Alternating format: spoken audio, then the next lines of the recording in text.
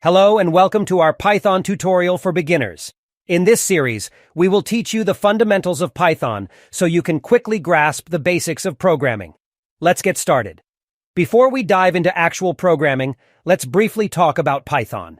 Python is a powerful and easy-to-learn programming language known for its readability and versatility. It is used in various domains, such as web development, data analysis, and machine learning. Let's see how we can install Python on our computer.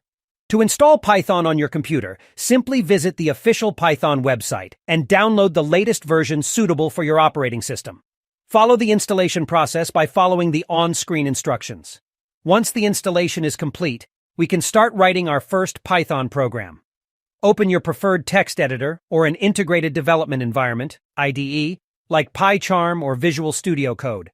Create a new Python file and name it hello-world.py.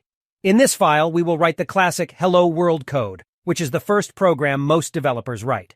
Print. Hello World. This code uses the print function to display the specified text on the screen. Now let's run our program. Click on the Run button in your IDE or open your terminal and navigate to the location of your hello-world.py file. Enter the command python hello-world.py to execute the program. Fantastic! You have successfully compiled and executed your first Python program. You should see Hello World as the output. This is a great initial step in your Python learning journey. Now that you're familiar with your first program, we can move on to other topics, such as variables, conditions, loops, functions, and much more.